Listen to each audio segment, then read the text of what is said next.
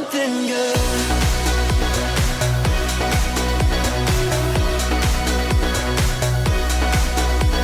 Through the darkest night, you are on my side. You are always faithful. Through my fear and doubt, you will lead me out. You are always able. Through the darkest night, you are on my side. You are always faithful. Through my fear and doubt, you will lead me out. I know that you are always up to something good. I know that you are always up to something good. You'll make a way, whatever it takes. There's nothing your love won't endure. I know that you are always up to something good. You'll make a way, whatever it takes. There's nothing your love won't endure. I know that you are always up to something good.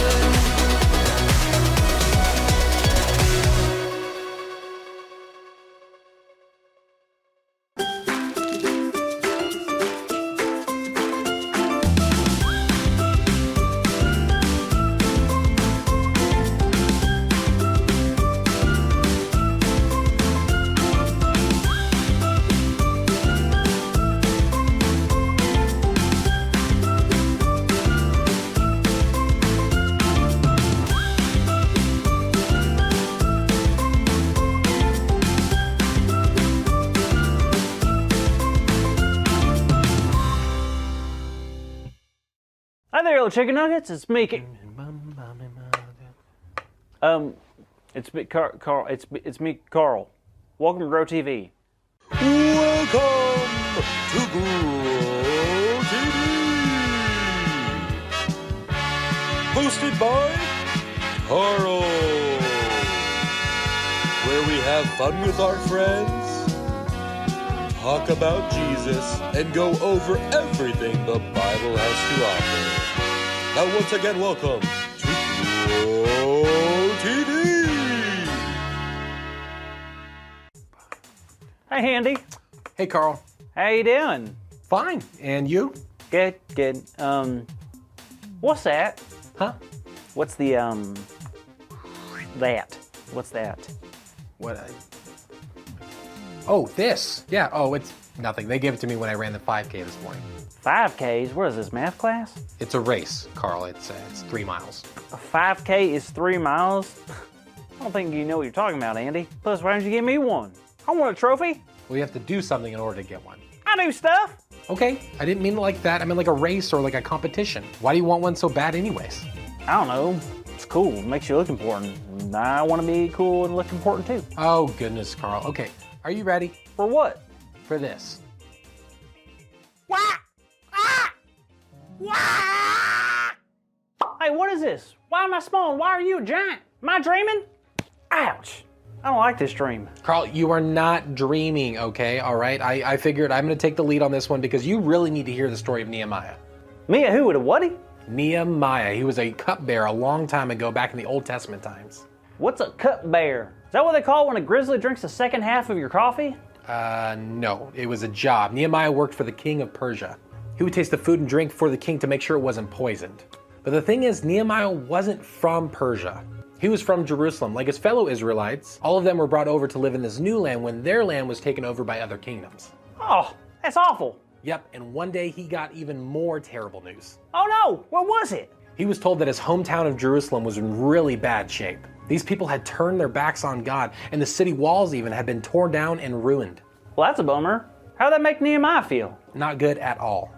It crushed him to know that the place he loves the most was unprotected and hurting.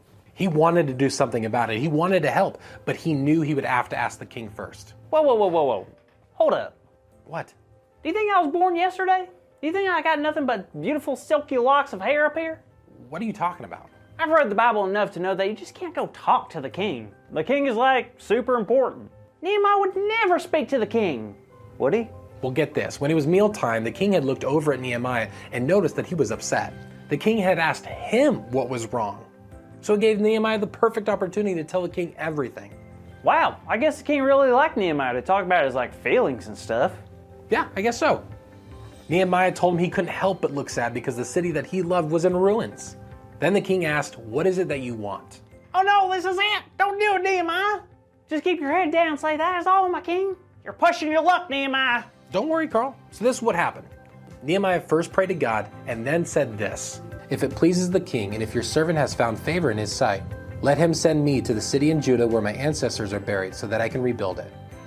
The king looked over at the queen, then back at Nehemiah and asked Nehemiah, "How long do you think this is going to take?" And then the king, I can't hear this. So long, Nehemiah. was pleased. The king was on Nehemiah's side. What? That's right, the king was so happy to be sending Nehemiah.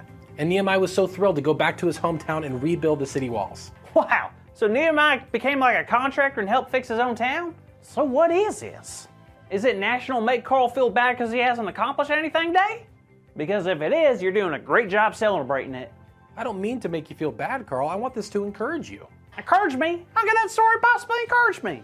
You get a trophy, Nehemiah found his purpose and gets to rebuild a wall. What do I get? That's what. First of all, that's not true. You've won awards before. Okay, most confusing face award does not count. Plus, that was from high school. Wait, weren't you homeschooled?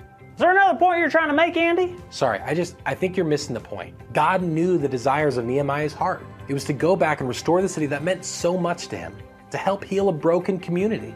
God knew that Nehemiah was the man for the job, so God gave him the passion and the opportunity, not only to rebuild the wall, but to have the confidence to speak to the king about it. So even though Nehemiah was valuable to the king let him go back to his hometown, and Nehemiah was valuable to God for this reason too? Well, yes, but Nehemiah wasn't valuable to God because he had a job to do. He was valuable to God because God created him and loved him, just like you. I did not create anyone named Nehemiah, Andy. No, I mean you are valuable to God because you are you, Carl. You don't need any kind of award to tell you what you're worth, you know? Huh. Guess it makes sense. But I'm going to be honest, before I knew God, I truly felt like I never mattered. But because of what God has taught me and showed me, I don't know, I feel valuable. I'm starting to imagine what God had in mind for my gifts and personality. Like yesterday, my neighbor asked me to help organize his sweater collection. I was like, oh, wow, I really do have something to offer to others. And my mama told me how much she loves me, and I bet she loves people because God values and loves her too. That is so good to hear, Carl, and that's exactly what I hoped you would hear in the story. Yep, thanks for sharing. Can I hold your trophy now? Nope. Ah, bummer.